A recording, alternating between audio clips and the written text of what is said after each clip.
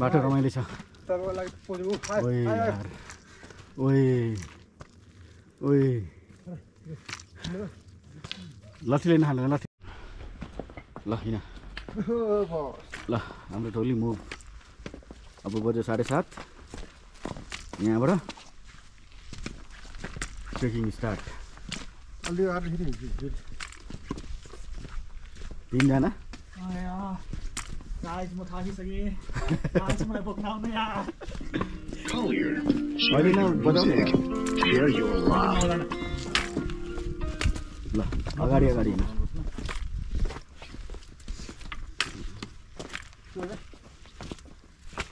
Guys मलाई भइदिएर मलाई थाल्यो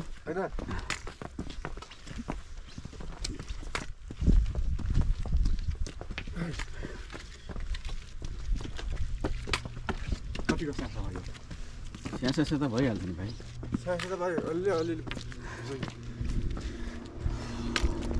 यहीँ स्यासा भएपछि यति चढ्दाखेरि त्यति लामो उकालो चढ्नुहुन्छ भाइ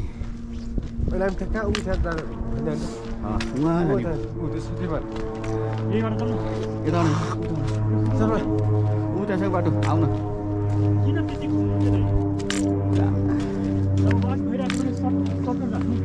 किन कसैको प्रोपर्टीबाट छिर्ने भने Are you right, guy? Huh? Are you right? Are you right? All right is भाइ सब सुन सुन चिसो चाहिँ चिसो छ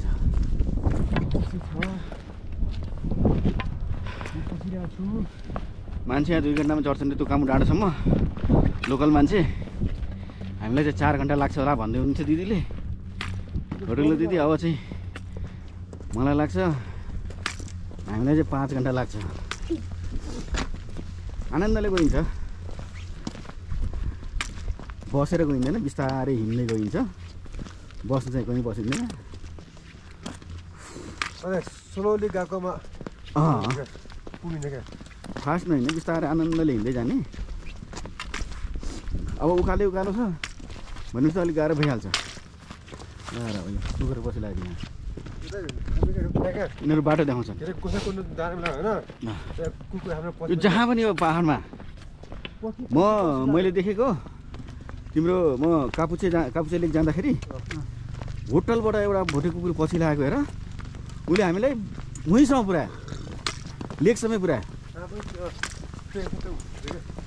हामीले जे होस् त्यो टाइममा जे पायौँ अरू खाजा खाने टाइममा उसलाई पनि खुवायौँ त्यो त खुवाउनु परिहाल्यो नि त्यसैको लागि त हिँड्छन् बिचरा ल गन्तव्य सुरु यहाँबाट देखेको छ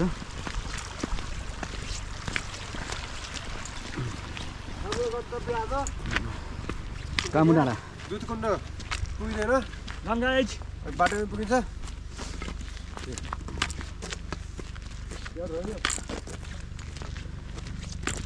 यहाँ मलाई लाग्छ अब प्रत्येक 5 मिनटमा एउटा हेलिकप्टर उडेको सुनिन्छ यार है बिहानैदेखि हो के एकछिन बन्द भएको छैन भने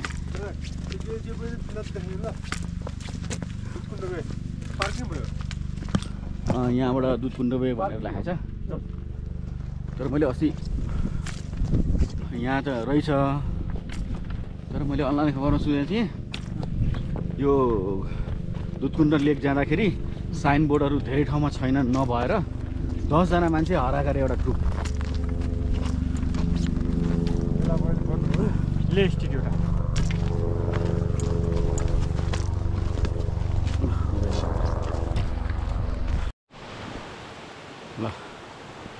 अब यो बेग्लै अनुभूति छ यहाँको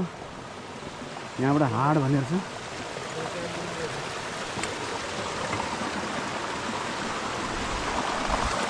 अहिलेसम्म हामी तेर्सो हिँड्दैछौँ लिड गर्दैछ हाम्रो हृदय बाबु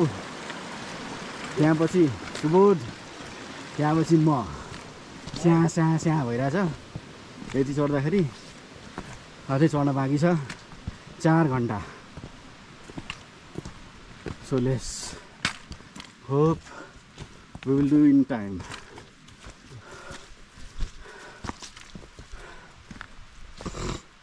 गोसाइकुण्डमा पनि होइन अँ मिडम्यान नै थियो दुईटा दाइ थियो अँ हाम्रो ग्रुपको म थिएँ ए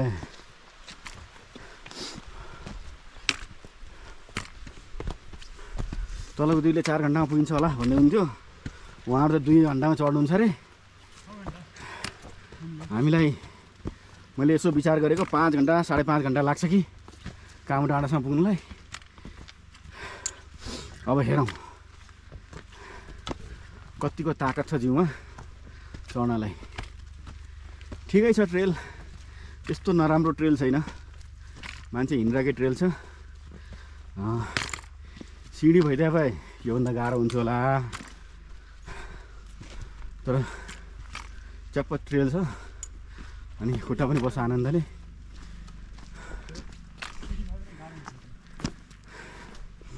हिँड्दै गर्दाखेरि थाक्न त स्वाभाविक हो स्यास्या हुन स्वाभाविकै हो